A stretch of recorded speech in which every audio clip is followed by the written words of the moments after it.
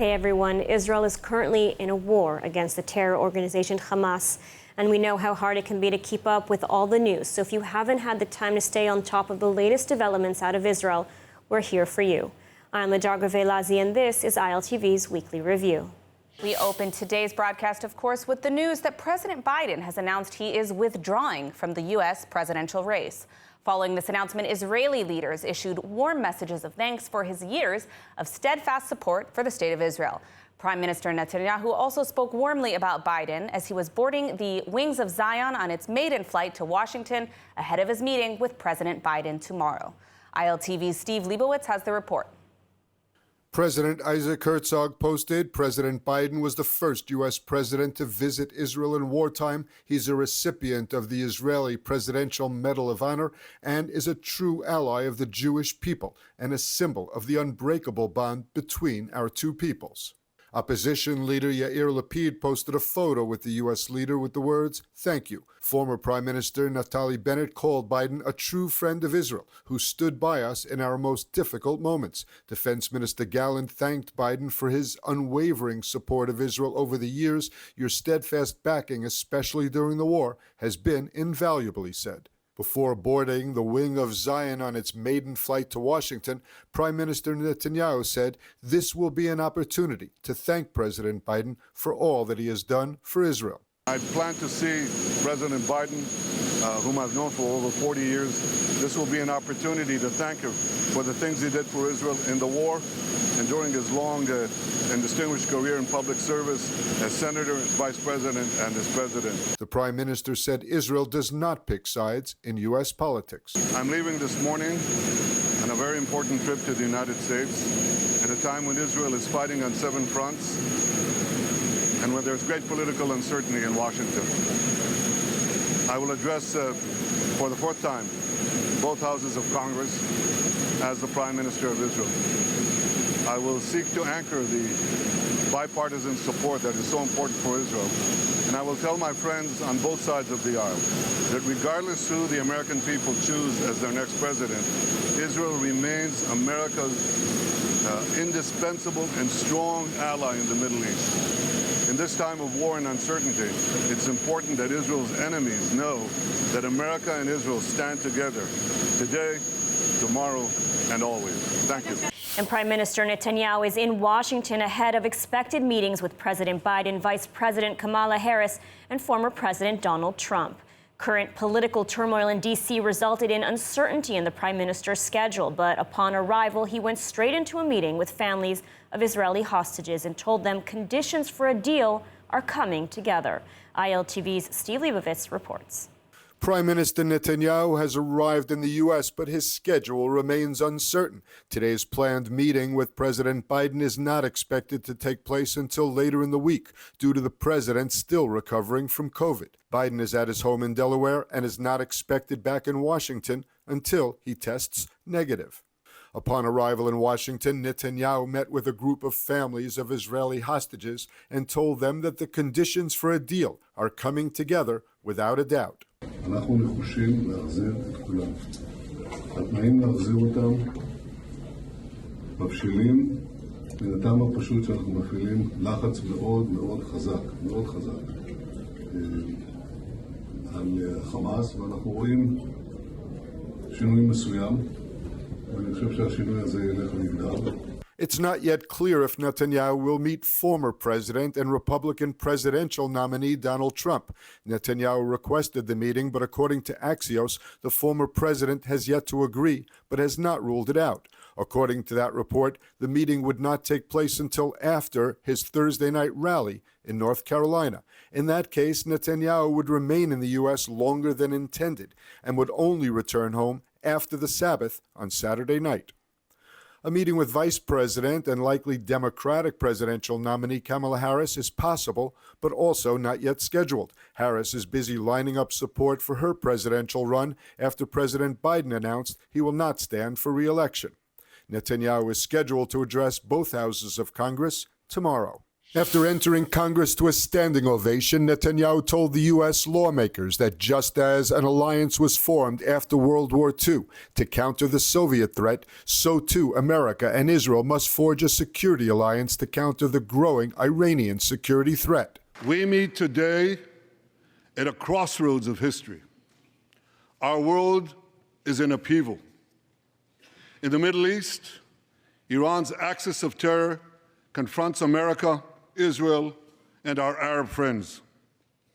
This is not a clash of civilizations. It's a clash between barbarism and civilization. Netanyahu received numerous standing ovations from the U.S. lawmakers, although many Democrats absented themselves to protest Israeli policies in the war in Gaza. Netanyahu said that the U.S., its Israeli partners, and Israel can transform the Middle East and confront the Iranian aggression together.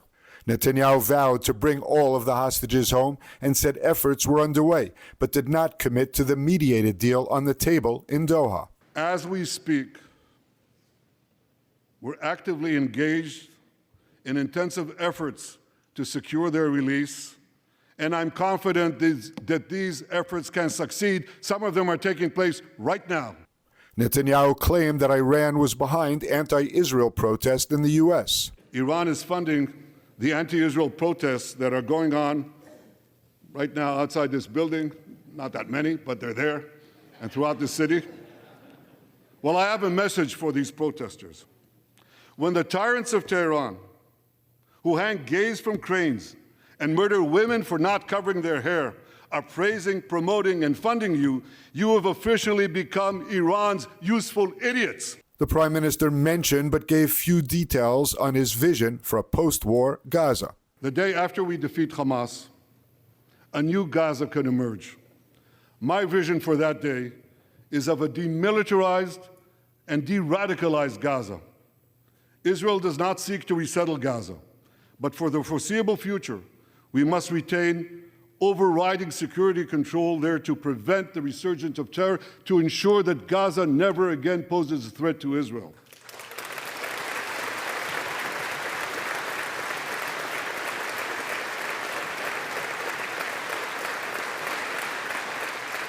Gaza should have a civilian administration run by Palestinians who do not seek to destroy Israel. That's not too much to ask. It's a fundamental thing. Netanyahu said that to win the war, Israel needs the U.S. to fast-track weapons. I deeply appreciate America's support, including in this current war. But this is an exceptional moment. Fast-tracking U.S. military aid can dramatically expedite an end to the war in Gaza and help prevent a broader war in the Middle East. In World War II, as Britain fought on the front lines of civilization, Winston Churchill appealed to Americans with these famous words: "Give us the tools and we'll finish the job." Today, as Israel fights on the front line of civilization, I too appeal to America. Give us the tools faster and we'll finish the job faster. After meeting President Biden, Netanyahu is due to meet Vice President and likely U.S. presidential candidate Kamala Harris, who was not in Washington for his address. Extending his trip, Netanyahu will later fly to Mar-a-Lago to meet former President and Republican presidential candidate Donald Trump. He will fly home to Israel on Saturday night. For the first time since the start of the war, the Israeli Air Force targeted Houthi-controlled Yemen. The Israeli retaliation followed the drone strike in Tel Aviv that killed one man and wounded several others. The Houthis fired a missile toward Eilat today, but it was shot down, and more Houthi attempts are expected. ILTV's Steve Leibovitz has the full story. In one of its most distant and daring operations ever carried out by the Air Force, Israeli F-35 fighter jets made the 1,800-kilometer flight and pounded the Houthi rebels' port of Hodeidah. The port is a crucial point of entry for goods entering the Houthi controls areas of northern Yemen. Houthi spokesman vowed that the rebels would continue targeting Israel as long as the war continues in Gaza, even as the port continued to burn. תקפנו את מרחב הנמל בשל היותו נתיב אספקה להעברת אמצעי הלחימה האיראנים מאיראן לתימן, והוא מהווה מקור כלכלי משמעותי לטרור החותי במרחב הנמל תקפנו תשתיות דו-שימושיות לטרור, ביניהם גם תשתיות אנרגיה. According to local authorities, 3 people were killed and 87 wounded in the airstrikes that targeted oil facilities and a power station in Odida. A fuel depot and other facilities were seen burning for hours after the Israeli airstrikes that came after the Houthis fired some 200 missiles and drones toward Israel since the start of the war in Gaza in early October. הנמל שתקפנו איננו נמל תמים. הוא שימש למטרות צבאיות, הוא שימש כנקודת כניסה לנשק קטלני שסופק לחות'ים על ידי איראן. והם השתמשו בנשק הזה כדי לתקוף את ישראל, לתקוף את מדינות האזור, לתקוף נתיב שייט בינלאומי, נתיב שייט מהחשובים בעולם. The Israeli retaliation came the day after a Yemenite drone infiltrated Tel Aviv and exploded on a building near the U.S. Embassy Annex, killing one man, 50-year-old Yevgeny Ferder, and wounding several others. This morning, the Houthis fired a drone toward Eilat, but it was shot down by Arrow missile air defense outside Israeli airspace. את האש שבוערת עכשיו בחודדה רואים בכל רחבי המזרח התיכון, ולעניין הזה יש משמעויות ברורות. החות'ים תקפו אותנו למעלה מ-200 פעם. בפעם הראשונה שבה הם פגעו באזרח ישראלי, הכינו אותם, ואנחנו נעשה את זה בכל מקום שבו הדבר הזה יידרש. לדם של אזרחים ישראלים יש מחיר, הוא לא הפקר. את זה יודעים היום, גם בלבנון, גם בעזה, גם בתימן, וגם במקומות אחרים. אם יעיזו לתקוף אותנו, התוצאה תהיה זהה. And joining us now with more on Israel's strike on Houthi targets in Yemen following the deadly attack on Tel Aviv is F-16 fighter pilot and former head of Israeli Air Force Intelligence, Brigadier General in the Reserves, Ram Shmueli. Thank you for joining us today. Thank you.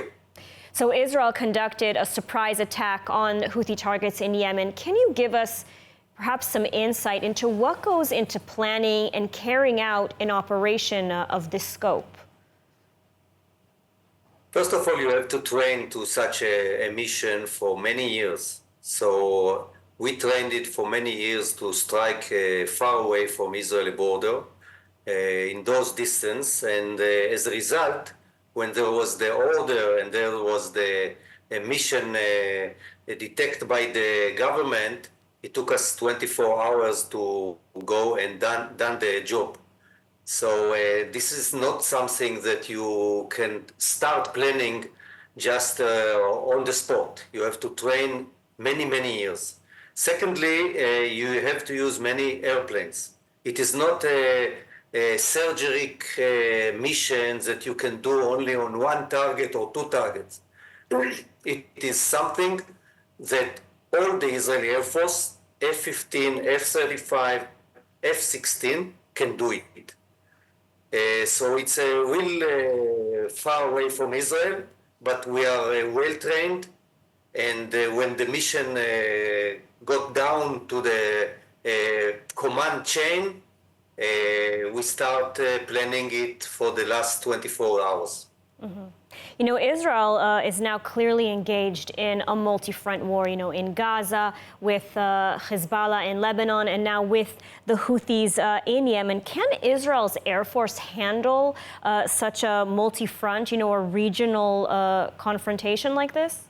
Should it come to that? It's much different when you attack in Gaza or in Lebanon than you doing far distance attacks like this. So we have to set the equation that if you hit and hurt the Israeli civilians, we are going to retaliate. And when you retaliate, it is not by one or two missiles or one or two drones. We retaliate very tough and decisive. So in that regard of your question, yes, we can handle multi fronts. Nevertheless, it is far away from Israel. So when we strike so far, we have to be very decisive. We have to be decisive, and essentially this was sending a message not only to the Houthis, but to the Islamic Republic of Iran. Do you think this message was received in the Middle East? I think it is not only in the Middle East. It is also in the world. There is a war. We don't have anything with the Houthis. They are fighting and missile, and they are catching international ship and shipping course all over the last 6 months. This is a mission for international task force. This is a mission for the world. It is not for Israel to fight the Houthis. Nevertheless, if they fight Israel, we are going to retaliate. So I think the Middle East show sat on the veranda and saw what's happening in Yemen and understood both in Tehran, both in Lebanon, and maybe other places that we are not going to give up on attack on the Israeli civilians. So a clear and decisive message not only to the Houthis but to the world. Brigadier General in the Reserves, Ram Shmueli, thank you so much for your analysis today. Thank you. And moving on, security forces went into action in Judea and Samaria with a drone strike on a terror cell and busting a kidnapping plot near Jericho. More from ILTV's Steve Leibovitz. In Tulkarem, an airstrike targeted an armed terror cell. The strike reportedly killed 5 senior members of terror groups. According to the reports, all 5 senior commanders of terror organizations in the area were eliminated, including the commander of the Al-Aqsa Martyrs Brigade Battalion. There are ongoing exchanges of fire between IDF forces and terrorist gunmen. Earlier, the Shin Bet announced it had uncovered a terrorist plot in Judea and Samaria to kidnap Israelis. The discovery was in the Aqabat Jabber camp near Jericho. One of the terrorist suspects dug a hole near one of the homes that they intended to use to hold hostages. 2 terrorists were arrested. They had purchased firearms and other weapons and recruited others to carry out a kidnapping.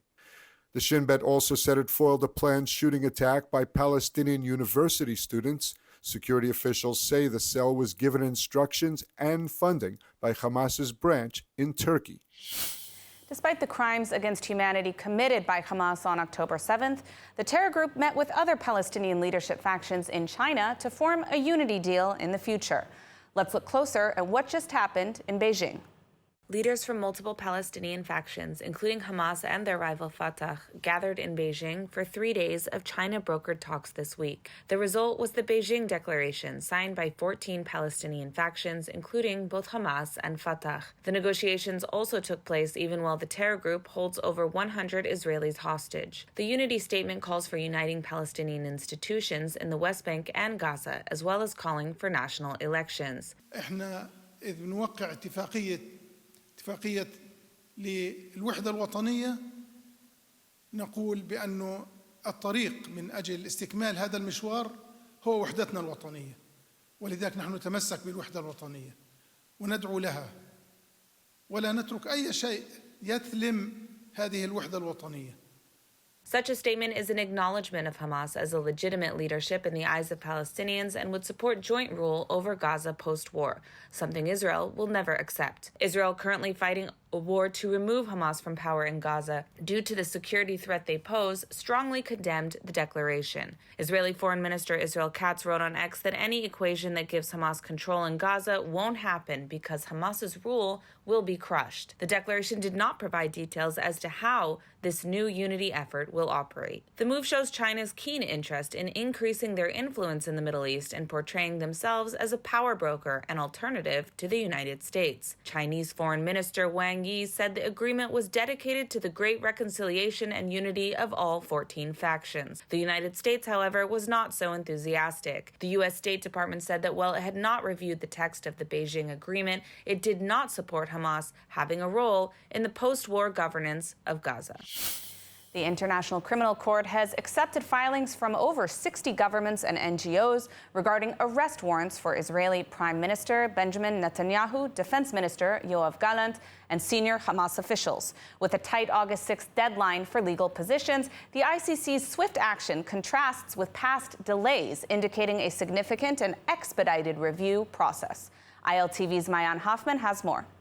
The International Criminal Court has agreed to accept filings from over 60 governments and NGOs regarding ICC prosecutor Karim Khan's request for arrest warrants against Israeli Prime Minister Benjamin Netanyahu, Defense Minister Yoav Gallant, and 3 senior Hamas officials, including Gaza chief Yahya Sinwar. The chamber has also set an August 6 deadline for these entities to submit their legal positions on the matter. The process of reviewing and deciding on this large volume of filings is expected to take several months. A senior Israeli legal source revealed that approximately 30 parties, including the US, Germany, and the Czech Republic, are supporting Israel. Conversely, around 40 parties, such as South Africa, Spain, Ireland, and Brazil, are opposing Israel.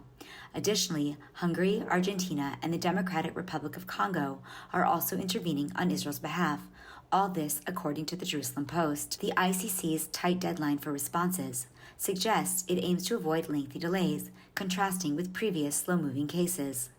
A significant issue for the ICC is complementarity. The court cannot intervene if a country is already probing its citizens.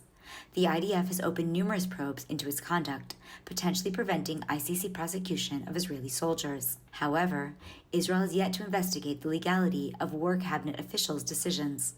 A state commission of inquiry to address this could possibly block ICC arrest warrants. After much controversy, draft notices have gone out to at least 1,000 Haredi men, requiring them to join the IDF. Let's take a closer look at what happened this week. Yesterday, the IDF sent out draft notices for 1,000 ultra-Orthodox men following the Supreme Court's ruling on the draft. The move comes after years of tension over the issue and intense protests. In response to the draft notices, some have called to ignore the demands and focus only on studying Torah. התורה בעיניי ערך עליון, ערך גבוה, וחשוב מאוד לחזק אותו ולא להחליש אותו. ומשלוח צווים באופן כזה, חד צדדי, פוגע בערך החשוב הזה. However, many others are happy to serve their country. אני חרדי. זה שהחולצה שלי שונה זה לא אומר כלום. אני עם ציצית, כיפה, הכל. למה החלטת להתגייס? חייב לתרום למדינה, במיוחד עכשיו בתקופה הזאת של המלחמה. An additional 3,000 draft notices will be sent out in the coming weeks. A huge motivation for the draft was the heavy burden being placed on reservists and current soldiers due to the war in Gaza. Pressure has continued to grow on the ultra-Orthodox community to contribute their fair share to protecting the state. This includes a mandatory military service for 24 to 32 months. And now the Paris Summer Olympics are set to begin this weekend, and the Israeli delegation is already on the way, being escorted, of course, by tight security following recent death threats aimed at Israeli athletes. More on this from ILTV's Devo Klein. The Israeli delegation for the 2024 Summer Olympics departed Ben Gurion Airport this morning, accompanied with heightened security amidst recent threats aimed at Israeli athletes. With the ongoing war between Israel and Hamas, the Israeli delegation has faced numerous death threats. Israeli athletes are currently facing safety threats from Parisians and Europeans, but also French lawmakers and public figures are not thrilled for the Israeli team's arrival. One comment came from far-left French lawmaker Thomas Portet, who was quoted saying that Israelis are not welcome in Paris. Shortly after his speech, French Foreign Minister Stéphane Séjourné dismissed the comments and reiterated that the Israeli delegation was welcome in the French capital. Despite foreign ministry backing, the Israeli delegation is set to travel with heightened security as they prepare for a hostile reception. Israeli Olympic officials revealed that the security budget for the Paris Games had been doubled in comparison to Tokyo. Despite recent threats, the Israeli athletes are determined and departing with a national mission to represent their country, the Jewish state, and bring home as many medals as possible. The delegation, comprised of 88 athletes, will compete in 15 different categories. Along with the hope of winning, the athletes are prepared to represent Israel in the Olympic arena. For more of the latest updates from Israel, make sure to subscribe to our newsletter at iltv.tv or download the ILTV Plus app. That's it for ILTV's weekly review. Stay safe and see you next week.